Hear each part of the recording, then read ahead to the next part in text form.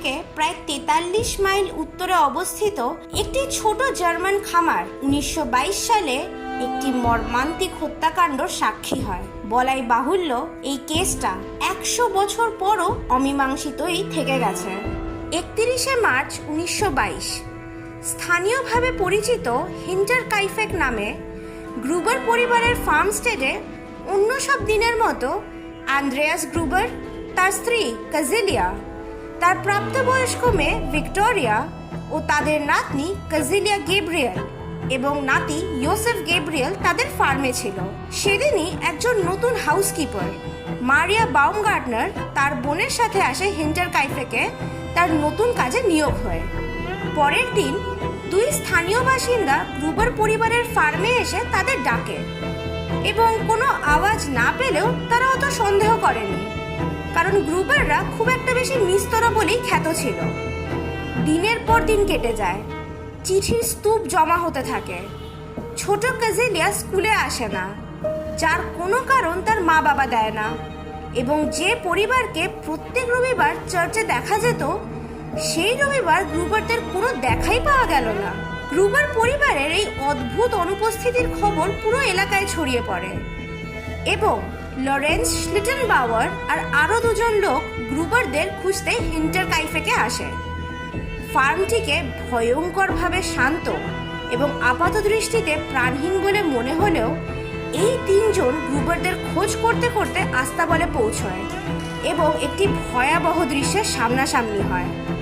আস্তাবলের খড়ের ওপর 4টে মৃতদেহ পাওয়া যায়, যেটা সেই তিনজন শীঘ্রই বুঝতে পারে যে আন্দ্রেয়াস গ্রুবার, তার বউ কাজিলিয়া, তাদের মেয়ে ভিক্টোরিয়া এবং নাতনি কাজিলিয়া গেব্রিয়েলের।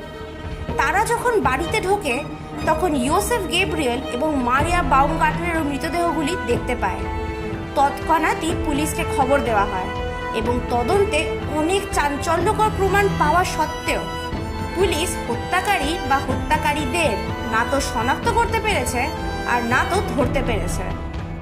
পুলিশ রিপোর্ট অনুযায়ী একজন বা সম্ভাব্য একাধিক অজানা ব্যক্তি আন্দ্রেয়াস গ্রুবার, কাজিলিয়া গ্রুবার, ভিক্টোরিয়া আর কাজিলিয়া গেব্রিয়েলকে আস্তাবলে প্রলুব্ধ করে নিয়ে আসে আর ইয়োসেফ গেব্রিয়েল আর মারিয়া বাউমগার্টনারকে বাড়ির বেডরুমে পিক্যাক্স দিয়ে হত্যা করে। আরও জানা যায় যে হত্যাকাণ্ডের আগে গ্রুবার পরিবারের সাথে অনেক আজব ঘটনাও ঘটতে থাকে, যেগুলো কোনো বড় ঘটনার আগাম বার্তার মতো কাজ করছিল। বেশ কিছুদিন ধরেই গ্রুবারদের বাড়ির চিলেকোঠায় কারোর পায়ের শব্দ শুনতে পাওয়া যাচ্ছিল, যে কারণে ভূতের ভয়ে তাদের বাড়ির আগের হাউসকিপার কাজ ছেড়ে দেয়। আন্দ্রেয়াস গ্রুবার নিজেও সেই আওয়াজ নিয়ে বিরক্তি প্রকাশ করেছিল।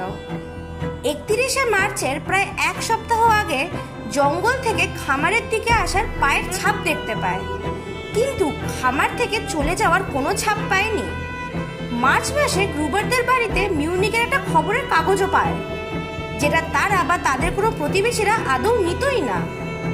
তদন্তকারীদের প্রাথমিক ধারণা ছিল যে খুনের উদ্দেশ্যটি একটি ডাকাতি হতে পারে, তবে এমন কিছু বিষয় ছিল যা শুরু থেকেই তদন্তকে বাধাগ্রস্ত করেছিল। প্রথমত, বেশ কিছু লোক ক্রাইম সিনটিকে নষ্ট করেছিল, মৃতদেহ সরিয়ে নিয়েছিল ও এমনকি বাড়ির রান্নাঘরে রান্না করতেও গিয়েছিল। দ্বিতীয়ত, ক্রাইম সিন থেকে যখন টাকা উদ্ধার হয় তখন ডাকাতির তত্ত্বটি বাতিল করে দিতে বাধ্য হয় পুলিশ এবং খুনের কারণ সম্পর্কে কোনো সূত্র পাওয়া যায়নি। তৃতীয়ত, এটি স্পষ্ট যে খুনি যেই হোক না কেন তারা বেশ কয়েকদিন ধরে খামারে অবস্থান করেছিল, কারণ পশুদের তখনও খাওয়ানোও হচ্ছিল এবং পরিবারের সমস্ত খাবারও খাওয়া হয়েছিল।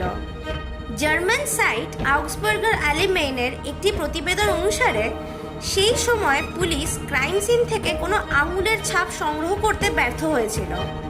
খুনের পরপরই ফার্মস্টেডটিও ধ্বংস করে দেওয়া হয়েছিল, যে কারণে ক্রাইম সিন থেকে ব্যবহারযোগ্য ডিএনএ প্রমাণ খুঁজে পাওয়া প্রায় অসম্ভব হয়ে পড়েছিল।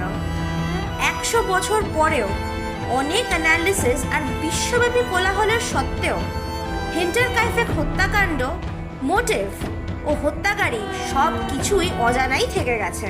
কেমন লাগলো হিন্টারকাইফেকের এই মার্ডার মিস্ট্রি? আমাদের কমেন্ট সেকশনে নিশ্চয়ই জানান। ভিডিওটা ভালো লেগে থাকলে লাইক করে দিন, আর আরও এরকম গল্প শোনার জন্য অনেক শেয়ার করুন। চ্যানেল নতুন হলে সাবস্ক্রাইব করে দিন আর বেল নোটিফিকেশনটা অল করে দিন, যাতে আমাদের ভিডিও আপনাদের কাছে সবার আগে পৌঁছয়।